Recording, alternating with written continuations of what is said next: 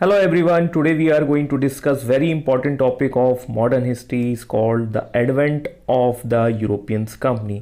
European company के आगमन के साथ ही मॉडर्न हिस्ट्री की शुरुआत भी हो जाती है। मॉडर्न हिस्ट्री की सीक्वेंसेस किस तरीके से चलती हैं, उसके टॉपिक्स किस तरीके से आगे बढ़ते हैं, उसको लेकर मैंने एक ऑलरेडी वीडियो बनाया है। आप जाकर उसे डिस्क्रिप्शंस में देख सकते हैं और समझ सकते हैं कि मॉडर्न हिस्ट्री के टॉपिक्स किस तरीके से मूव ऑन होते हैं। और हाल इस टॉपिक को पढ़ने के लिए हमारे सामने दो प्रश्न आते हैं, Y and when. In 2W के माध्यम से ही हम इस कहानी को आगे बढ़ाएंगे, क्योंकि हमारा टॉपिक का नाम है यूरोपियन कंपनी का आगमन। वो यहाँ पर क्यों आते हैं और वो कब आना शुरू होते हैं और किस तरीके से उनकी घटनाओं में परिवर्तन होते हैं। तो इस चीज़ को समझने के लिए हमें एक ज्योग्राफी के मैप का यूज़ करना होगा और ज्योग्राफी के मैप में हमें यूरोप को सर्च करना होगा। This is the part of the Europe और ये है इंडियन सब कॉन्टिनेंट। इंडियन सब कॉन्टिनेंट इसलिए कहा है क्योंकि इंडिया और उसके आसपास के देशों को मिलाकर इंडियन सब कॉन्टिनेंट कहा जाता है। और यूरोप से इस क्षेत्र के बीच में आदिकाल या प्राचीन काल से व्यापार हुआ करता था। व्यापार किन चीज़ों का होता था उनको भी समझ लेते हैं। व्यापार में सबसे इम्पॉर्टेंट था जो मसाले, वो मसाले जो इंडियन सब कॉन्टिनेंट्स में उत्पादित किए जाते थे, उनका प्रोडक्शन होता था और यूरोप में इसकी काफ़ी डिमांड हुआ करती थी। दूसरा, इसके अलावा बहुत सी ऐसी चीज़ें हैं जिसमें हम देखेंगे नील है, इसके अलावा हम देखेंगे सिल्क और सिल्क के अलावा कॉटन, और भी कई चीज़ें हैं, बट यहाँ मैंने कुछ इंपॉर्टेंट चीज़ों को यहाँ मेंशन किया है। तो आउट ऑफ दीज सबसे ज़्यादा इंपॉर्टेंट था ये मसाला।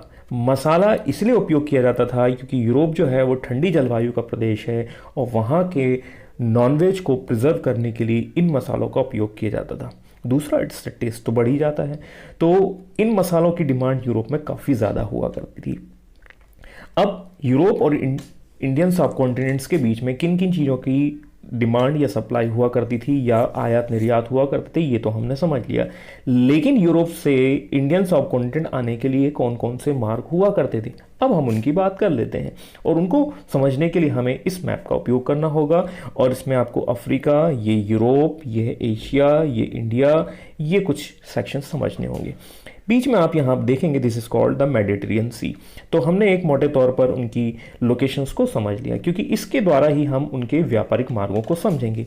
और सबसे पहला व्यापारिक मार्ग जो था इंडियन सब कॉन्टिनेंट से यूरोप के बीच में, this is called the through the sea along the Persian Gulf. Persia के गल्फ की या फारस की खाड़ी के थ्रू होकर हम व्यापार करते थे और एक पहला वाला मार्ग ये हुआ करता था, इस रूट का उपयोग किया जाता था। सेकंड, पहले वाले मार्ग का ही एक्सटेंडेड वर्जन था, हम ऐसे कह सकते हैं, या ये कहें कि ये उसी का एक विस्तारित फॉर्म था। और ये इराक और टर्की के थ्रू होते हुए वेनिस की ओर जाता था समुद्र के द्वारा। दैट मीन्स ठीक है, मेडिटेरियन सी या भूमध्य सागर से होते हुए ये वेनिस की ओर जाता था और Venice is the part of the Italy. इस तरीके से व्यापारी इस मार्ग का उपयोग करते थे। अगले मार्ग की ओर बढ़ते हैं, this is called the third route of trading और ये होता था रेड सी से जाकर। रेड सी दैट मीन्स ठीक है यहाँ से होकर जाता था। इसके बाद हम देखेंगे Alexandria that means this is the part of the Egypt, और इसके बाद भूमध्य सागर और यहाँ से होते हुए वेनिस। तो ये तीन मार्ग मुख्यतः यूज किए जाते थे। इसके अलावा एक मार्ग और था जिसका रियर यूज किया जाता था और ये है आपका दिस फोर्थ नंबर, ये कम उपयोग किया जाता था। ओवरऑल हमने ये समझा कि ये चार मार्ग हैं और इन चार मार्ग में इस पार्ट की काफ़ी ज़्यादा इंपॉर्टेंस है। दैट मीन्स जो एशिया माइनर या टर्की, और यहाँ पर एक जगह है जिसका नाम है कॉन्स्टेंटिनोपल या कुस्तंतोनिया, इसका उपयोग हम आगे समझने के लिए करेंगे। तो ये चार रूट हमें मोटे तौर पर समझना है। तो अभी हमने देख लिया कौन कौन सी वस्तुएं हम व्यापार करते थे, क्या हमारे ट्रेडिंग रूट्स हुआ करते थे, उन चीज़ को समझ लिया। लेकिन ऐसा हुआ क्या जिसकी वजह से ये परिवर्तन देखने को मिल रहे हैं या जिसकी वजह से हमें कुछ घटनाओं को देखना पड़ रहा है। इसलिए हमें इसके बैकग्राउंड की ओर जाना होगा और बैकग्राउंड हमें बुला रहा है 7th सेंचुरी, जब इस्लाम का उदय होता है। 7th सेंचुरी में इस्लाम के उदय के साथ ही कुछ घटनाओं में परिवर्तन होना शुरू हो जाता है। इस्लाम का उदय कहाँ हुआ? This is the part of the Mecca and Medina. इस्लाम की उत्पत्ति जो है मक्का और मदीना में होती है। इसे हम इस मैप के थ्रू समझ लेते हैं। This is the part of the Mecca, और मक्का में जब इस धर्म का उदय हुआ, ये रिलीजन का हुआ, तो ये धीरे धीरे बाकी के भागों में भी एक्सपेंड करेगा या उसका विस्तार होगा। अब विस्तार होगा तो ये इंडिया की तरफ भी आएगा, और इंडिया की तरफ आएगा तो ये 711-12 में मोहम्मद बिन कासिम के थ्रू पहुंचता है। हालांकि हम इसकी चर्चा अभी बिल्कुल नहीं करने वाले हैं। और एक इसका जब विस्तार होगा तो यहां पर भी होगा, और ये पार्ट है यूरोप, और यूरोप के इस पार्ट में जब विस्तार होगा तो कुछ घटनाएं होंगी, और उन घटनाओं को हम कहेंगे धर्म युद्ध। और धर्म युद्ध हुआ है दो कम्युनिटी के बीच में, और दो community, that means cross and crescent. Cross मतलब हम कह सकते हैं क्रिश्चियन कम्युनिटी, और क्रीसेंट मतलब हम कह सकते हैं मुस्लिम धर्म। तो इनके बीच में जो 11वीं से 13वीं शताब्दी के बीच में युद्ध होते हैं, इसे कहा गया क्रूसेड या धर्म युद्ध। धर्म युद्ध इन बिटवीन टू कम्युनिटी, इन दोनों के बीच में होगा। अब इनके बीच में युद्ध हुआ है या ये धर्म युद्ध होगा तो उसका कुछ परिणाम भी आएगा। परिणाम ये होगा कि इसमें क्रॉस हार जाएगा और क्रीसेंट की विजय हो जाएगी, और इसी के फलस्वरूप 1453 में कॉन्स्टेंटिनोपल या कुस्तुनतुनिया का पतन हो जाएगा। That means fall of Constantinople. यहाँ पर हम देखेंगे कि ये क्रीसेंट जो है वो विजय प्राप्त कर लेगा। अब जब विजय प्राप्त कर लिया है तो हम उसको थोड़ा समझ लेते हैं कि ये वाला पार्ट जो है वो मुस्लिमों के अधीन आ जाता है, और ये था मक्का। जब इन्होंने अपना साम्राज्य का विस्तार किया तो इस पार्ट को इन्होंने कवर कर लिया कुछ इस तरीके से। अब आप मोटे तौर पर समझ रहे हैं कि this part is the middle part of the trading route in between India या इंडियन सब कॉन्टिनेंट एंड द यूरोप।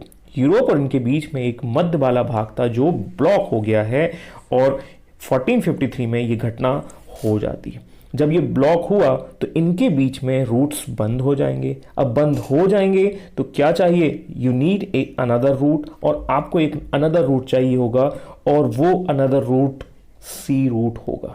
क्यों? क्योंकि हम देख रहे हैं कि यहां से आने के लिए कोई और मार्ग नहीं बच रहा है। तो बेटर ऑप्शन ये है कि हम एक समुद्र मार्ग की खोज करें ताकि यूरोप से इंडिया जाया जा सके और उस MDH मसाले को लाया जा सके जिसका टेस्ट हमने बहुत दिन से चखा नहीं है। तो यूरोप से इंडियन सब कॉन्टिनेंट्स के लिए नए मार्गों की खोज के प्रयास किए जाने लगते हैं, और इसमें कौन सबसे पहले शुरुआत करेगा, पहले हम इसको फ्लो चार्ट्स को कंप्लीट कर लेते हैं। तो फॉल ऑफ कॉन्स्टेंटिनोपल, ठीक है, इससे हम देखेंगे भूमि मार्ग का अंत हो जाता है। भूमि के मार्ग के अंत के साथ ही हमें एक नया रूट चाहिए, और वो ऑप्शन होगा समुद्र का मार्ग। और इसमें सबसे पहले जो शुरुआत करते हैं, ना ब्रिटेन, ना फ्रांस, ना जर्मनी, इसमें सबसे पहले लीडिंग कंट्री होते हैं स्पेन और पोर्चुगीज, और इस तरीके से स्पेन और पोर्चुगीज शुरुआत करते हैं। तो अभी तक हमने बैकग्राउंड में ये समझा है कौन कौन से ट्रेडिंग रूट्स हुआ करते थे, और ट्रेडिंग रूट्स के द्वारा कौन कौन सी वस्तुओं का आयात और निर्यात किया जाता था, या किन वस्तुओं की डिमांड ज़्यादा थी। हमने मसाले के टर्म्स में इस चीज़ को समझने की कोशिश की। वो रास्ता 1453 में कैसे ब्लॉक हो गया इस्लाम के उदय के बाद, और वो ब्लॉक रास्ते के लिए क्या क्या प्रयास किए जाने लगे, और प्रयास किसके द्वारा किए गए, सबसे पहले स्पेन और पुर्तगाल। तो सबसे पहले हम पुर्तगाल के ही प्रयास को समझ लेते हैं, और पुर्तगाल के प्रयास को समझने के लिए हमें सबसे पहले मिलना होगा हेनरी से, Prince Henry the navigator. Prince Henry का पूरा जीवन जो है वो नई नई रास्तों, नए नए क्षेत्रों को खोजने में चला जाता है, और इसने अपनी यात्राओं का वर्णन एक बुक्स में किया, और उन बुक्स को पढ़ने के बाद एक भाई साहब को जोश आ गया, बार्थोलोमेव डियाज, और उसके बाद उसने भी नए मार्गों को खोजने के लिए प्रयास किए, और बार्थोलोमेव डियाज इंडियन सब कॉन्टिनेंट्स की ओर खोज की ओर निकल गया। कुछ अपने लोगों को लेकर बार्थोलोमेव डियाज ऐसी जगह पहुंच गया जिसे हम दक्षिण अफ्रीका या कह सकते हैं अफ्रीका कंटिनेंट के सबसे निचले पॉइंट पर तक पहुंच जाता है। He succeed in reaching the south most tip of the Africa. This point is called Cape of Good. समय है 1486। इसे हम इस मैप के थ्रू भी समझ सकते हैं कि बार्थोलोमेव डियाज जो है वो यहाँ से निकला, और यहाँ से निकलने के बाद वो इस पॉइंट तक पहुँच गया। इस पॉइंट को हम कहते हैं कैप ऑफ गुड होप, या कह सकते हैं वो आशा या वो होप जिसके थ्रू हम यदि और इस डायरेक्शन में जाएं तो इंडियन सब कॉन्टिनेंट्स की ओर पहुंच चुके, लेकिन फिर भी वो इस पॉइंट को खोजने में सफल रहा। लेकिन इसके बाद इस पॉइंट की वो आगे क्यों नहीं बढ़ पाया? इस पॉइंट के आगे इसलिए नहीं बढ़ पाया क्योंकि इसमें कुछ ज्योग्राफिकल फैक्टर्स लगते हैं जो आप ज्योग्राफी में समझते हैं, क्योंकि यहां पर विंड की डायरेक्शन बहुत तेज होती है जिसकी वजह से वो वापस चला गया।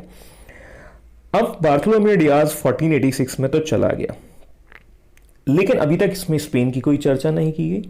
अब यहां 1486 में वो पहुंच जाता है कैप ऑफ गुड होप तक। अब ये बात जो है वो बाकी जगह पे फैल गई और स्पेन के लोगों ने भी इसके लिए प्रयास किए।